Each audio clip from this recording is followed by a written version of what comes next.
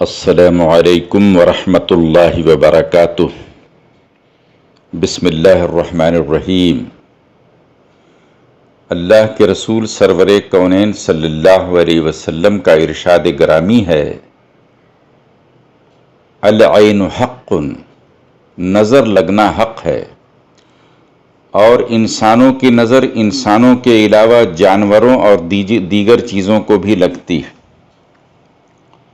یہاں تک کہ اپنے آل اولاد کو بھی انسان کی نظر لگ جاتی ہے۔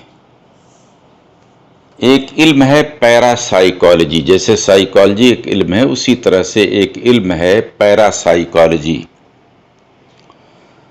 اس علم کے اعتبار سے انسانی جسم سے دو طرح کی لہریں یعنی ویوز نکلتی ہیں، ایک پازیٹیو یعنی مثبت لہریں ویو اور دوسری نگیٹیو ویو یعنی منفی لہریں۔ اور یہ منفی لہریں جب انسانی جسم پر اثر انداز ہوتی ہیں تو اسی کو نظر کہتے ہیں۔ دیکھیے، مصافحہ کرنے سے، اپنے عزیز و اقارب کے گلے ملنے سے، دعا دینے سے پازیٹیو ویز یعنی مثبت لہریں ادھر سے ادھر منتقل ہوتی ہیں، جس سے محبت کے جذبات پیدا ہوتے ہیں، فرحت و خوشی، شادمانی اور مسرت حاصل ہوتی ہے، اور محبت و شفقت کے ساتھ اگر کسی کے جسم پر ہاتھ پھیرا جائے تو اللہ تعالی اس ہاتھ پھیرنے سے بھی بہت سے لوگوں کو صحت عطا کر دیتا ہے۔ انگریزی زبان میں اس تھراپی کو ٹچ تھراپی کہتے ہیں، یعنی چھو کر علاج کرنا۔ اب ظاہر سی بات ہے، چھونے میں بس اور کیا ہوتا ہوگا کہ انسان کے جسم سے کچھ چیزیں نکل کر اس کے جسم میں منتقل ہوتی ہیں جو دوا کا کام کرتی ہیں۔ اسی لیے اللہ کے رسول سرور کونین صلی اللہ علیہ وسلم رات میں سوتے وقت جب سورہ فلق اور سورہ الناس وغیرہ کی تلاوت فرماتے تو اپنے ہاتھوں پر دم کرتے اور ان ہاتھوں کو پھر اپنے جسم مبارک پر پھیر لیا کرتے۔ تو اس عمل کو انگریزی زبان میں ٹچ تھراپی کہتے ہیں۔ اور دیکھیے، جب اسی انسان کو نظر لگ جاتی ہے، نگیٹیو ویوز اس کے جسم میں داخل ہو جاتی ہیں تو اس کا اثر یہ ہوتا ہے کہ انسان بیمار پڑ جاتا ہے، چڑچڑاپن، جھنجھلاہٹ، کام میں دل نہ لگنا، اداسی وغیرہ، یہاں تک کہ بعض اوقات تو انسان کی جان کو بھی خطرہ پیدا ہو جاتا ہے، جیسا کہ حدیث پاک میں اللہ کے رسول کا ارشاد ہے کہ نظر انسان کو قبر میں اور اونٹ کو دیگ میں پہنچا دیتی ہے۔ ایک دوسری حدیث میں سرکار دو عالم صلی اللہ علیہ وسلم نے ارشاد فرمایا کہ قیامت کے نزدیک اونٹ اور نوجوان نظر کی وجہ سے قبروں میں جائیں گے۔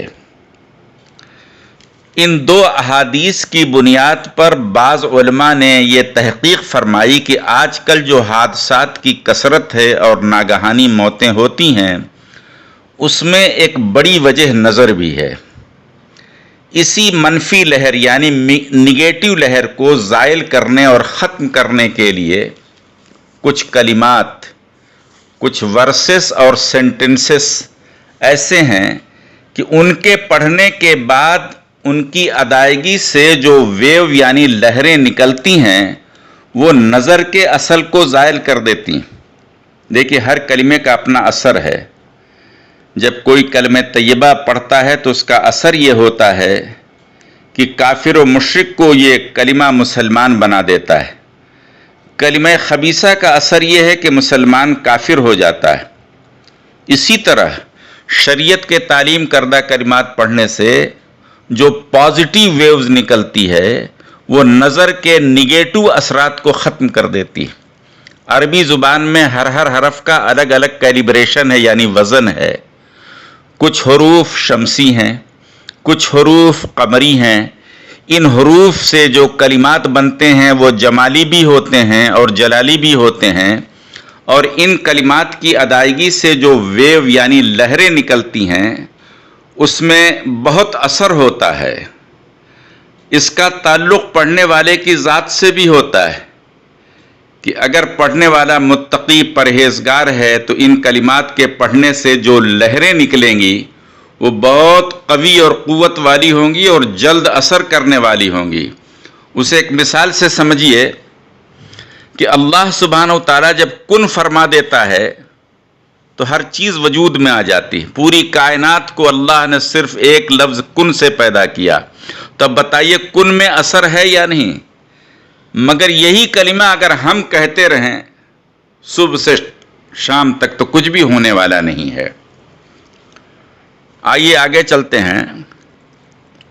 ہماری یہ کوشش ہونی چاہیے کہ کسی کو ہماری نظر نہ لگے، اس لیے شریعت مطہرہ نے ہم کو یہ تعلیم دی ہے کہ جب تمہیں کوئی چیز اچھی لگے، چاہے وہ تمہاری آل اولاد ہو، کوئی دوسرا انسان ہو، جانور ہو، کوئی گاڑی ہو یا کسی کا مکان ہو، تو اسے دیکھنے کے بعد تم کہا کرو ماشاء اللہ لا قوت الا باللہ۔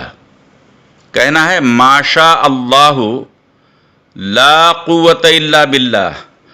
تو اس کہنے سے جو لہریں پیدا ہوتی ہیں وہ نظر کے اثر کو ختم کر دیتی ہیں اور نظر کی جو خرابی ہے اسے زائل کر دیتی ہیں۔ ایک بات یہاں غور کرنے کی ہے کہ اس میں لا حول ولا قوت الا باللہ نہیں لایا گیا، بلکہ لا حول کو چھوڑ کر لا قوت الا باللہ لایا گیا ہے، کیونکہ لا حول لانے سے ان الفاظ کے کیلیبریشن میں یعنی وزن میں فرق پڑتا ہے، اور لا حول پڑھنے سے جو ویوز نکلتی ہیں وہ نظر کے اثر کو زائل نہیں کر سکتی، بلکہ اس کے دوسرے اثرات ہیں جو کہیں اور مرتب ہوتے ہیں۔ اس لیے لا حول چھوڑ کر لا قوت الا باللہ لایا گیا، کیونکہ ان کلمات سے جو لہریں بنتی ہیں وہ نظر کے برے اثر کو زائل کر دیتی ہیں۔ اسی طرح سے نظر اتارنے کے لیے جو کلمات اللہ اور اس کے پیارے رسول کے تعلیم کردہ ہیں، اس میں جو اثر ہے وہ انسان کے بنائے ہوئے کلمات میں نہیں ہے، بلکہ اللہ کے رسول اور اللہ کے کلمات میں انسانوں کے کلمات کی نسبت سے کروڑوں درجے سے زیادہ اجر و ثواب بھی ہے، اس میں اثر بھی ہے اور افضل بھی ہے۔ اس لیے اگر کسی کو نظر لگ جائے تو اسے چاہیے کہ سورہ القلم جو قرآن کی 68ویں 68 سورہ ہے، اس کی آیت نمبر 51 آیت 7 بار پڑھ کر دم کر لیں۔ تفسیر ابن کثیر میں اس آیت کریمہ کے بارے میں یہ تحریر ہے کہ نظر کے اثر کو دور کرنے کے لیے بہت فائدہ مند ہے۔ دو اور دعائیں اللہ کے رسول نے امت کو تلقین کی، ان دعاؤں کو اگر آپ اہتمام کے ساتھ پڑھیں تو جس قسم کی بھی نظر ہوگی اس کا اثر زائل ہو جائے گا۔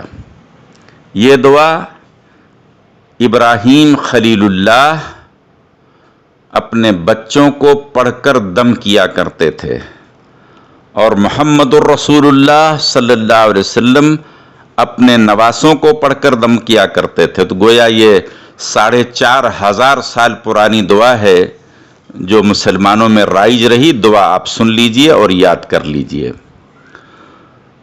اعوذ بکلمات اللہ التامہ من کل شیطان وہامہ ومن کل عین لامہ۔ دعا کو پھر دہرا دیتا ہوں۔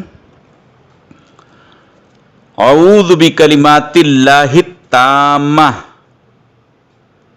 من کل شیطان وہامہ ومن کل عین لامہ۔ اگر کسی پر نظر ہو جائے خصوصاً بچوں پر تو آپ اس دعا کو پڑھ دیں، اس دعا کے پڑھنے سے نظر کے اثرات زائل ہو جائیں گے۔ ایک دوسری دعا بھی ہے، بسم اللہ الذی لا یضر مع اسمہ شیء فی الارض ولا فی السماء وہو السمیع العلیم۔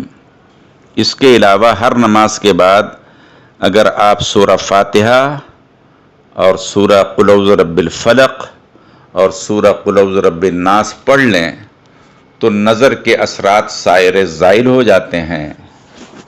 اللہ سے دعا ہے کہ اللہ تعالی ہم سب کو عمل کی توفیق عطا کرے۔ دیکھیں، جتنے بھی آپ یہ دعائیں یا قرآن کی آیتیں پڑھیں گے، اس کے شروع اور آخر میں 3 بار اگر درود شریف پڑھ لیا جائے تو اس کی تاثیر اور بڑھ جاتی ہے۔